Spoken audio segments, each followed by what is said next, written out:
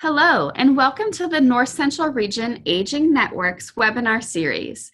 My name is Dr. Erin Yelland from Kansas State University, and today I'm going to be talking with you about exploring age-related sensory decline. And I'll also be sharing a bit about the program, the extension program called Gray for a Day, that addresses this topic. But to begin, we're going to jump right into what age-related sensory decline is and the theories behind why it happens. So first off, what is age-related sensory decline? It is defined as a natural decline in the senses that occurs with age, just like what it's called in its title. This is something that happens to each and every one of us as we continue to get older and older.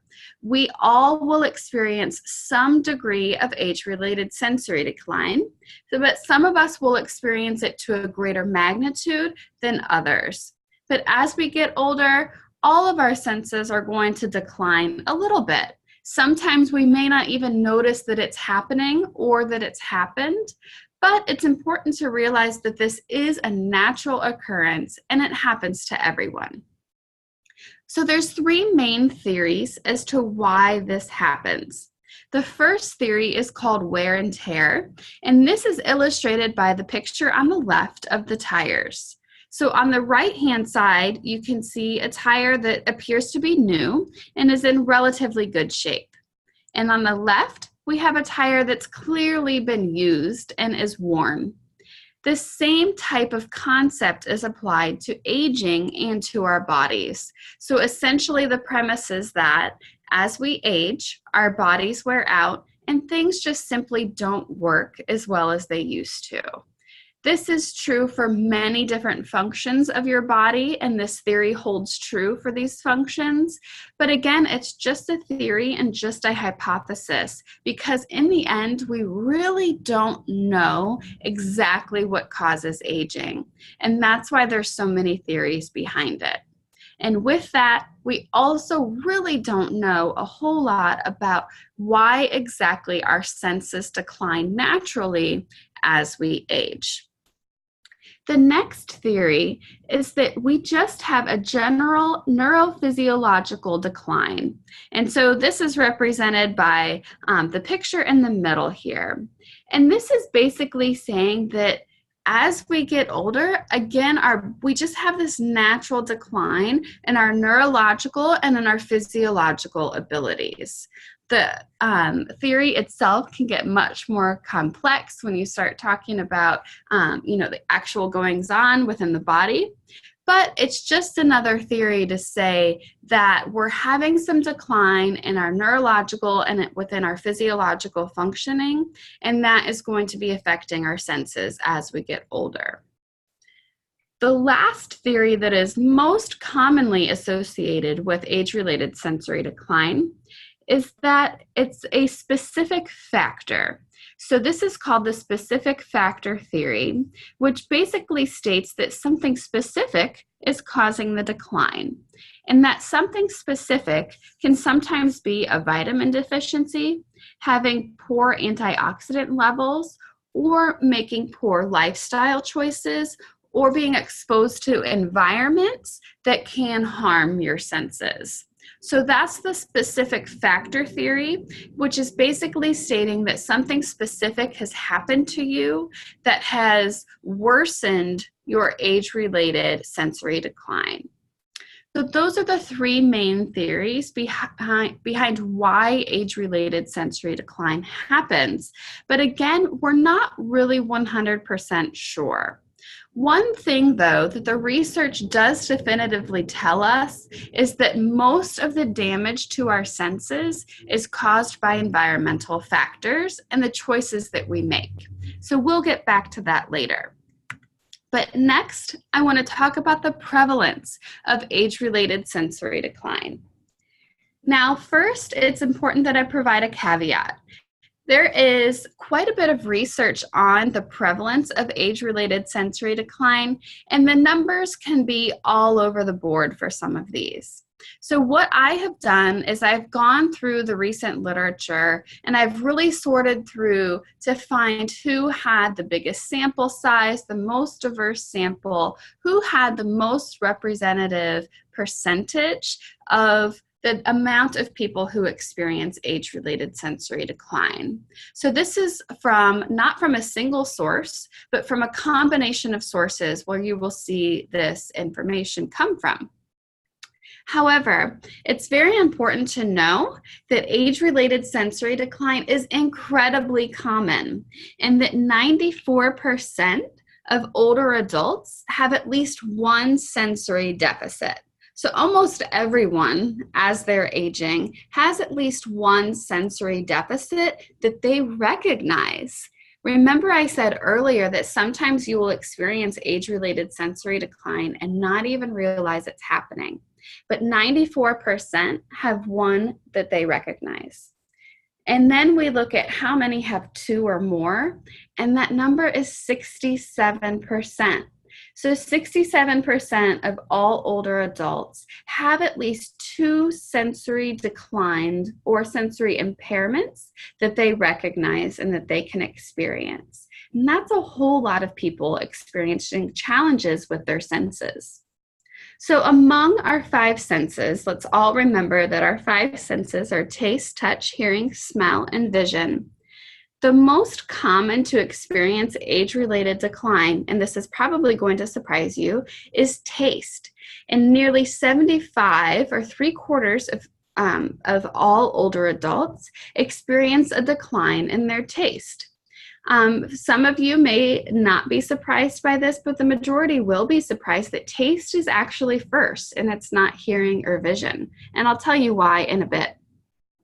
Next up is touch. So 70% of all older adults will experience a decline in their sense of touch, followed by hearing. So hearing, 33% of older adults, let's say 65 to 80 is what the research showed, experience some age-related decline in their ability to hear. However, when you look at adults that are 80 plus, that number absolutely skyrockets to 80%. So from 65 to 80, we have 33% of older adults who struggle with hearing. 80 plus is 80%. Next, we go on to smell. Here we see a similar jump. So 25% of people 65 to 80 experience some decline in their sense of smell, whereas 60% of people who are 80 and older experience the same thing. Vision is also common as well, but what I will say about this is that it's not people losing their visual acuity, or like many of us wear eyeglasses to compensate for our visual acuity. Perhaps we can't see things as clearly, things like that. But if we didn't wear our glasses, we could still generally function and get around from place to place. We may not be able to read everything, but we could live a fairly normal life if we didn't have corrective lenses. 18% of older adults, though, say that they have vision loss so severe they could not go about their daily life, even when wearing glasses. So this is basically saying that your eyes have degenerated to the point where eyeglasses will really no longer help you. So this isn't talking about things getting blurry. Again, this is talking about something more severe. This is also talking about vision loss and not eye disease. Eye disease is much more common among older adults, and the most common eye diseases are macular degeneration, glaucoma, cataracts, and diabetic retinopathy. So now what I would like to do is go in depth a little bit about each sense itself and talk about the impact of the decline in that sense. But first, let's look at all of the senses in general before we go through each individual one. So what is the impact, and why does this matter? Why do we need to talk about age-related sensory decline in extension, for example? First off, it's so important to know that dual sensory impairment has been shown to have worse effects on function compared to single deficits. So remember a slide ago when I was talking about prevalence, I said that over 90% has at least one, but 67% have two or more.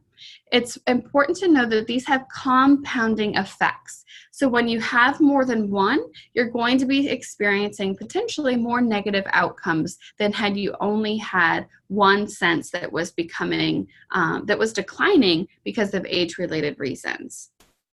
So again, going into why this matters, research consistently shows that a decline in your senses, whether it's one or all five, is very much correlated with decreased quality of life. So essentially, you're not living your best life anymore because you're not able to experience the environment around you as well as you once were. And the next bullet is just that people who have age-related sensory decline can have increased challenges interacting with people and environments. And I'm sure this isn't surprising to you, especially when you think about hearing and vision, for example. If you're not able to hear the person who's sitting next to you attempting to have a conversation with you, that's not going to be a very enjoyable experience. You might feel incredible anxiety because you don't want them to know that you can't hear them. You might also be nervous because you want so badly to be able to have a conversation with them, but you don't know what they're saying and you're not sure how to respond. These types of things can happen very easily with folks who are experiencing age-related sensory decline. Next, there is some research that shows that sensory decline can actually increase your risk for experiencing physical frailty.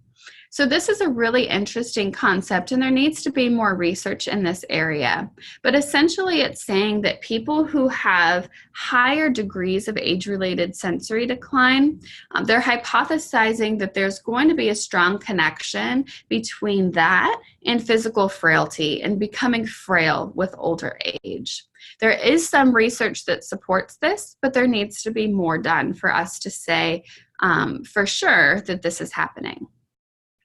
There is also research that supports the fact that having age-related sensory decline can lead to mental health issues, specifically talking about depression and anxiety, as well as isolation.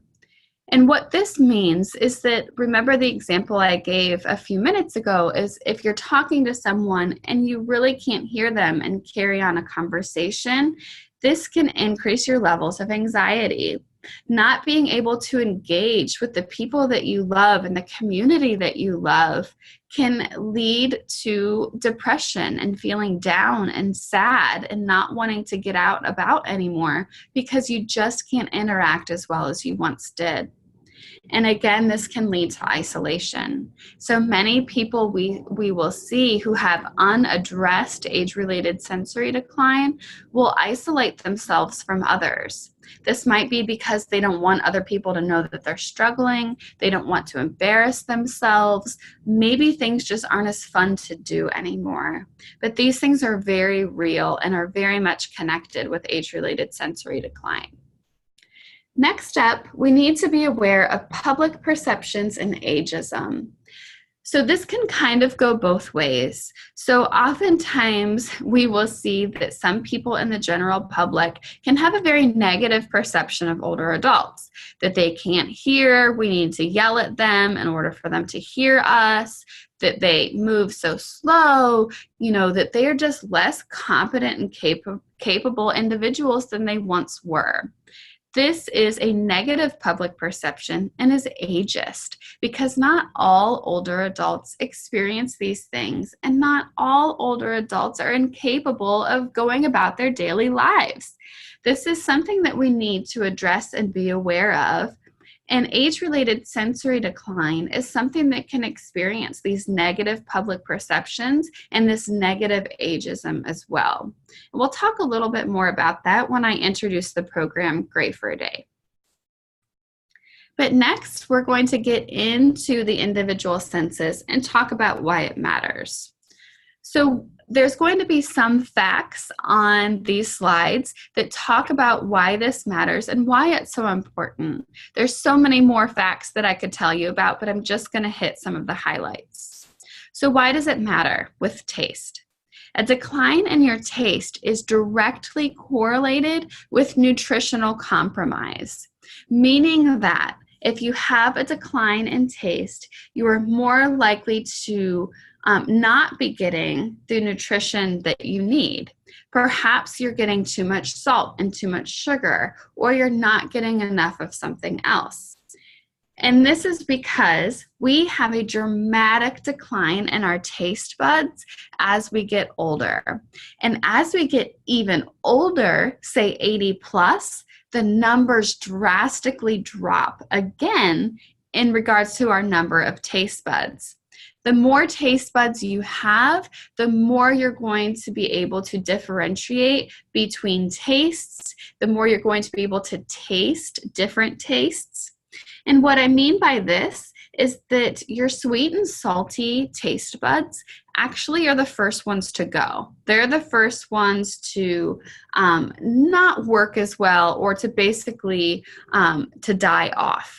So those are the ones that typically people like to taste, is sweet and salty. And those taste buds go first. Next, the ones that stay around longer are bitter and sour. So these are the taste buds that can receive those tastes. So what we'll see happen is that people who have declines in their taste buds will not like the taste of their food as much anymore. So that leads to less tasty food, and oftentimes can lead to an increased use in salt and sugar among older adults. And I'll share a personal example. My grandmother every morning eats the same bowl of cereal that she's always had, dry cereal with milk. And recently, I've noticed that she will take a heaping tablespoonful of pure white sugar and top her cereal with that sugar. And she says that anymore, the cereal that she has always known and loved just tastes like cardboard. And she's really not able to taste the natural sweetness in her cereal anymore. So she's compensating by putting a heaping tablespoonful of white sugar on her cereal. You may have also experienced older adults in your own life who may be using excess salt and sugar as well. Or maybe you've heard about people saying that food just doesn't taste good anymore. And this is what I'm talking about with nutritional compromise, because in my grandma's instance, she's getting way too much sugar. But for some other people, food may not taste as well, meaning that they're just not simply excited to eat, and they may not be getting enough calories and enough nutrients throughout their day. The next sense that we'll talk about is touch. So this is commonly in the research called tactile discrimination, is one of the biggest things that declines in regard to your sense of touch.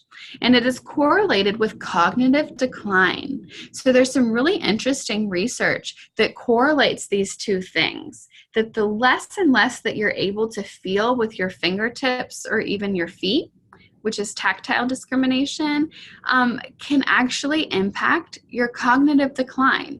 So this could be, we're not sure which comes first, the chicken or the egg in this instance, but they are correlated. So this is something that we want to be very much aware of as adults are getting older.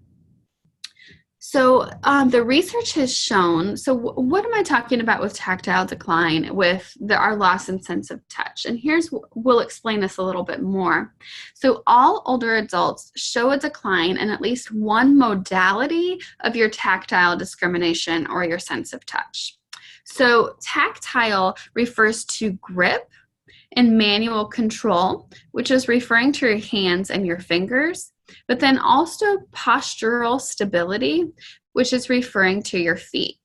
So what this means is that your tactile abilities are that you can pick things up with your hand. You can pinch something with your fingertips. This is your grip and your manual control. With your postural stability, this means that you're able to feel your feet underneath you. You're able to stand, which is the postural word. You're able to stand in a stable way. What happens is when you have loss of sense of touch in your feet, you may not feel how you're standing. You don't feel your feet underneath you. Perhaps they may feel numb. They may also just feel like they don't exist, like your feet don't exist, and you can't really feel your balance. Obviously, this can make older adults at a higher risk for experiencing a fall. Another way that we feel our sense of touch is through vibration. So you'll feel something vibrating up against your skin. We will also experience a decline in our sense of touch by our inability or our increasing inability to feel differences in temperature. So in research, what they would do is they would put a probe on a person's fingertips, and they would either increase or decrease the temperature, and they would judge the person's reaction time to experiencing that temperature shift. And among older adults, that reaction time goes a lot lower. It is even lower for a noxious heat experiment. And noxious heat means that the heat is so high that it actually is able to damage your tissues. So it could burn you pretty severely if you experience noxious heat to an immense degree. So this shows that many older adults will also have an increase in their thermal pain thresholds, meaning that they are less likely to experience pain as quickly as they once did when they were younger if they are exposed to incredibly hot water or perhaps a flame or things like that, temperatures that are incredibly hot. Next, why does it matter for smell? So like taste, smell is also correlated with cognitive decline. It's very interesting how the research shows this connection. So again, it's just reiterating the importance of our senses on our overall brain functioning. But why does it matter for smell? We oftentimes see that the biggest outcome of this is that older adults have a reduced detection of environmental dangers, meaning that they are less likely to recognize the smells of smoke, gas, and spoiled food as quickly as younger adults because their sense of smell simply isn't as good anymore.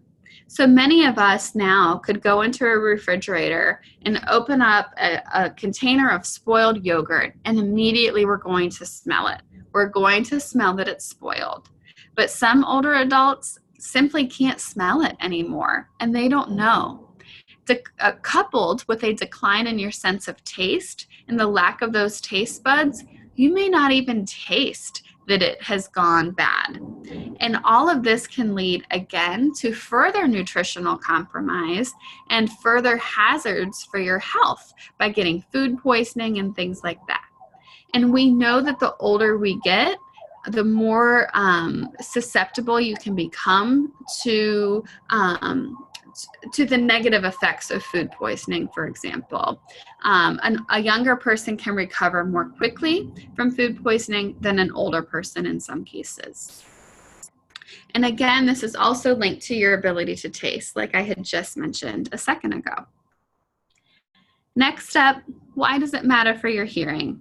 I mentioned earlier in this webinar that if you're in a situation and you're trying to have a conversation with someone and they can't hear you, that can become incredibly challenging for your personal life.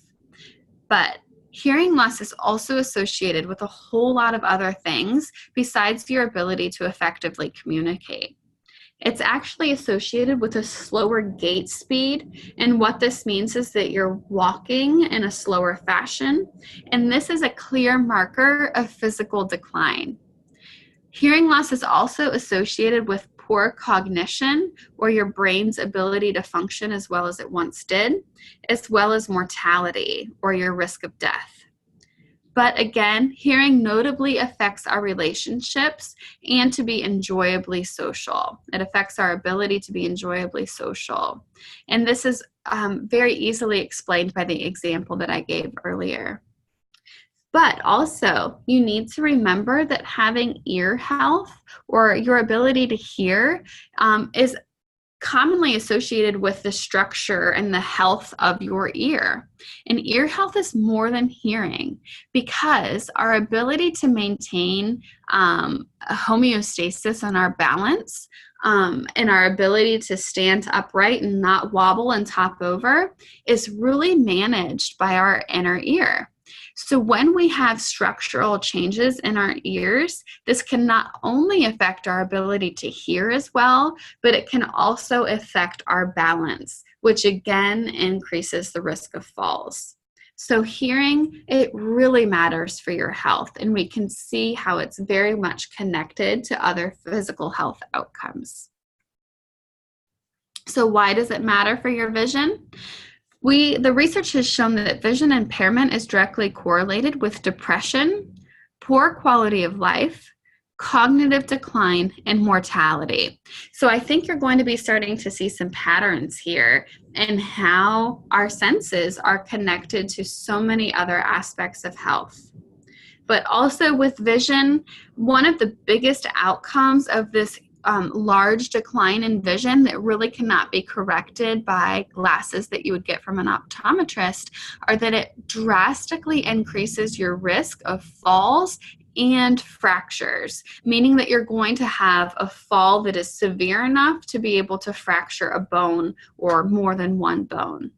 So it's very important that we really understand these connections, because they can be incredibly detrimental. So we need to be able to understand what's happening, but also be able to understand the steps that we can take to help correct age-related sensory decline. And by correct, I mean get it addressed in whatever way is possible. Or whether that's through education or some sort of medical intervention, it's really important that we're being proactive to help address these things before too many of these negative outcomes come to fruition. So next I want to talk a little bit about what extension can do about it. Obviously, we're not going to stop someone from experiencing age-related sensory decline, but what we can do is raise awareness, knowledge, improve attitudes, and improve self-care behaviors among people who are living in our communities. You'll remember at the beginning that I said almost everyone experiences at least one age-related sensory decline, and many people experience two or more. Aging affects everybody, and this is happening to everyone. So being able to have a greater understanding and being able to develop some empathy towards older adults who experience age-related sensory decline can be incredibly powerful. But also, what extension can do about it? We can talk about healthy living and combine this with some of our healthy living programming that many of us already do. And why? Because again, most damage to the senses is caused by environmental factors. The first example on the left is sunglasses. Sunglasses are more than a fashion statement. They actually protect your eyes. And I'll share another personal story, and that is that my mother has a spot on her eye that is precancerous. And when the eye doctor found this, he asked her immediately, "Do you wear your sunglasses?" And she said, "No, I've never worn sunglasses." And he said, "Well, this is a result of that." So just like you can get melanoma or a cancer on your skin from inadequate sun protection on your skin, the same thing can happen to your eyes. So essentially, it's a melanoma of the eye that she is currently dealing with because she really never wore sunglasses. And this is according to her optometrist's opinion. Next up is hearing protection. How many of us, especially out in rural communities, are around, loud tractors and heavy machinery, or perhaps shooting guns to hunt or do those sorts of things? This all requires hearing protection, and many people don't use it. You can see this child mowing the grass using hearing protection. And what's interesting is so many times we tell our kids to do this, but then we don't do it for ourselves as adults. And that is incredibly detrimental because you are susceptible to the deterioration of your senses at all ages due to environmental factors. Lastly, with environmental factors, it's so important that we are going and visiting our doctor and talking about these challenges, because the more that we experience them and the worse that they get, the less likely we're going to be able to intervene. So for example, if you do have a vitamin deficiency or inadequate levels of antioxidants, a doctor can help to identify that and fix it and help to control further damage to your senses as time goes on. So let's talk programming. I would like to introduce to you the program called Gray for a Day. And this is a program that was developed at Kansas State University. And it is really an interactive, very fun program that you can use with people of all ages to talk about age-related sensory decline, the impact that environmental factors and the choices that we make can have on our senses, but then also help to develop empathy among participants to be better able to communicate and work with older adults. The program, there's so much information that goes along with it, and you can access it all for free from my website, which is aging.ksu.edu. And I'm going to take you to that website in just a second. But first, I want to share that an overview and explanation of this program and its benefits was recently published in the Journal of Extension. So in 2019, in volume 57, issue number 3. And the title of that article is Gray for a Day, Implementing a Program to Promote Empathy for Older Adults. So you can see a description of the program there. But next, what I would like to do is take you to the aging.ksu.edu website and hop over there on my computer.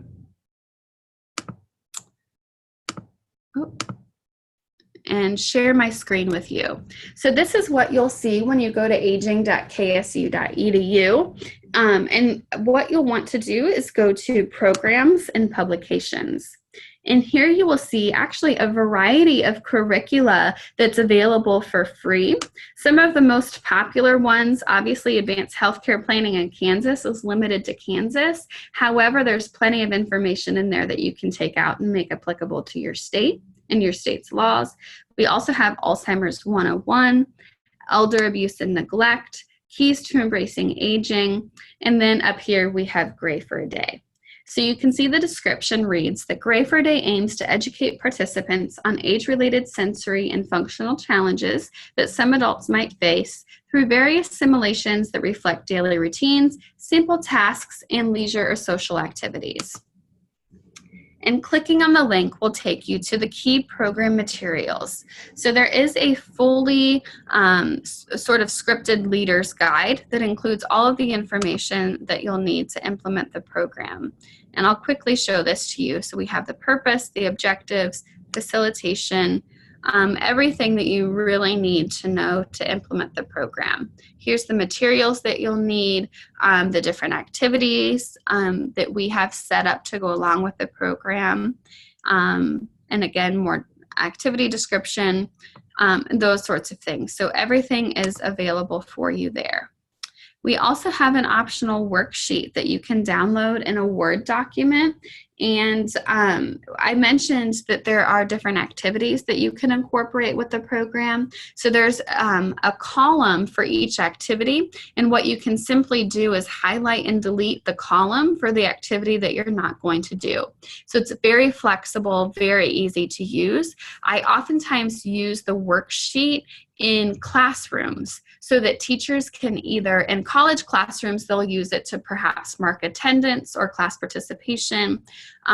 With kids in middle school and high school, sometimes the worksheet helps them to follow along and be prompted to think about certain things, but you can explore that as well. We also have a marketing flyer that you can use that you can hang up in a local library or distribute somewhere else to talk about your program offering. And we have a training video. And this training video I recorded on Zoom and goes in depth into the program and tells you more about it and exactly how to deliver it. And I actually walk through the program itself so you can see how I would present it to an audience that I might be in front of.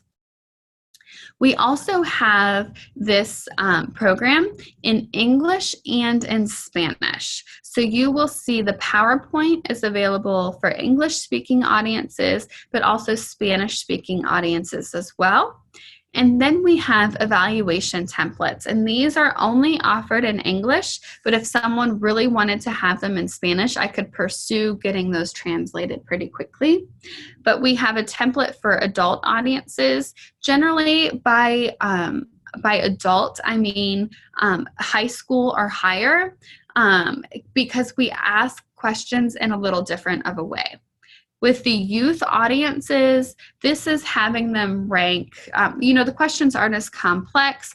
We use a smiley face scale to rank their understanding of topics rather than saying strongly agree, strongly disagree, and those sorts of things.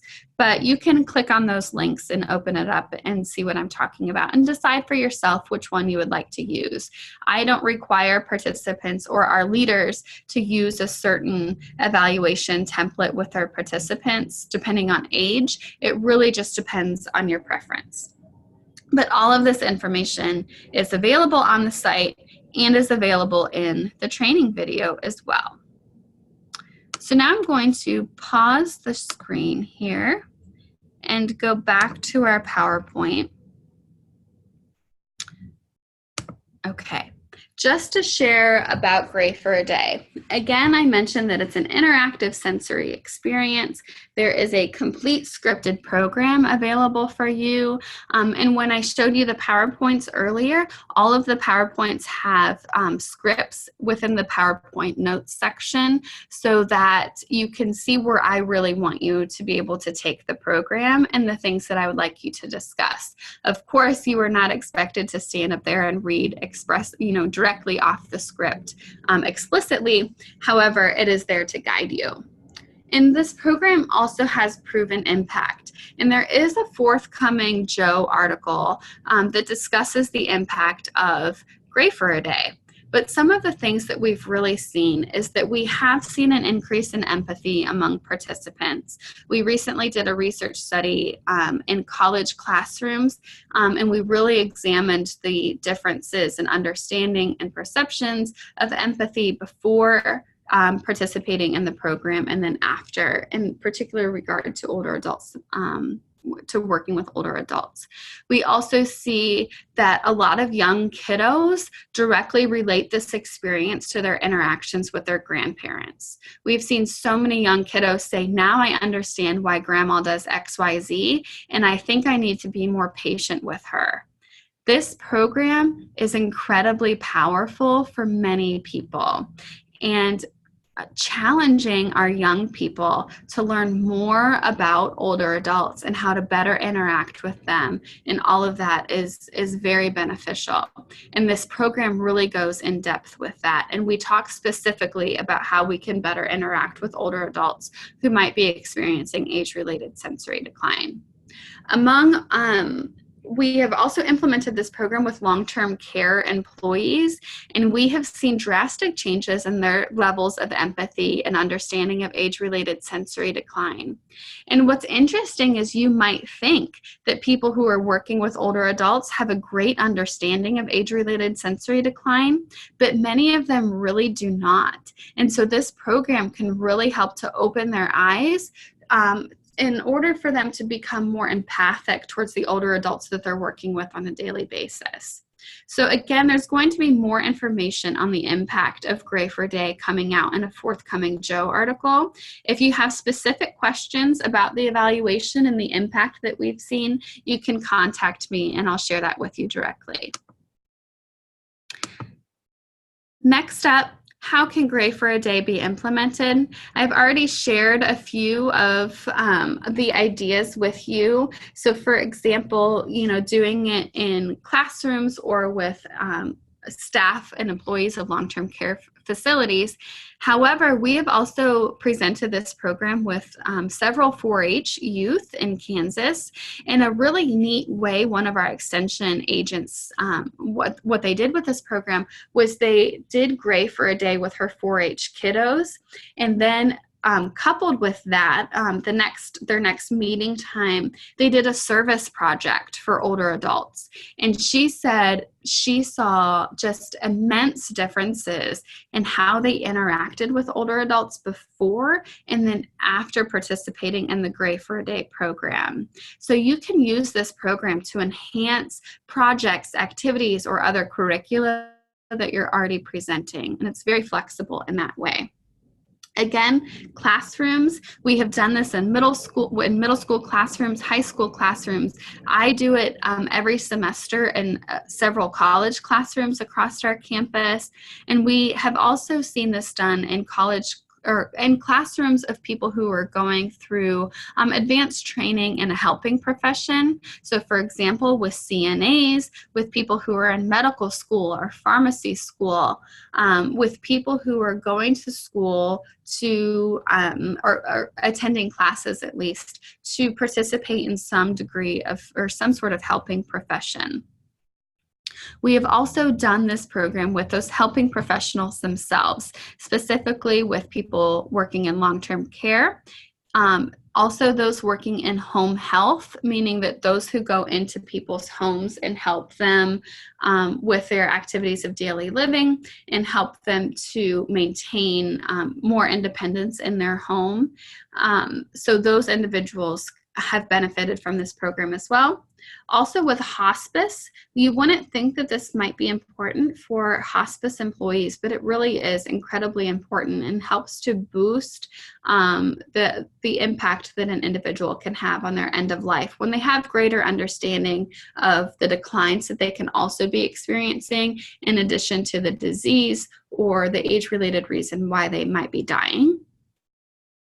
This is also valuable for staff and users of senior centers. So of course, by users, I mean older adults themselves.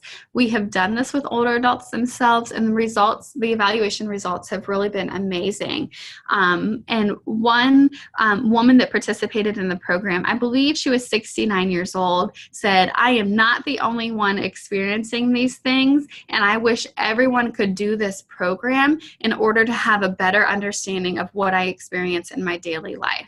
So they are very appreciative of this program, the older adults that I have worked with, and they think that it's incredibly valuable. Older adults who may not be experiencing sensory decline have also made equally as wonderful comments, because they've said, I really need to continue to take care of myself. I need to try and do more things to help prevent this decline from happening or really from getting worse. And again, there's so many people that you can do this program with, because the bottom line is that aging affects everyone. So it's so important that we are thinking about age-related sensory decline, the impact that it can have on older adults, but also the impact that we can have on our own age-related sensory decline through making healthier lifestyle decisions throughout our entire life. Next up, I would just like to invite you to complete an evaluation of this program. And you can actually access, since you're not going to be able to click on this, what I would like you to do is access this via our website. So where you've accessed this webinar, you will also see a link to an evaluation. If you've accessed this recording on YouTube, I would invite you to go to ncran.org and access our archived webinars, and there you will also be able to see the link to evaluate this webinar. But this is really all I have to share with you about age-related sensory decline. I hope that you've learned a little bit more about decline itself, but also about the program Gray for a Day that is offered to help address these issues.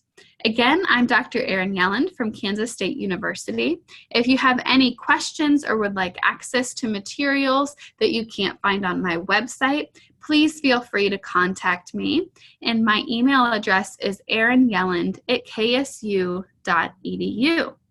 Thank you for joining the North Central Region Aging Network's webinar series, and we hope that you'll come back and join us for more learning in the future.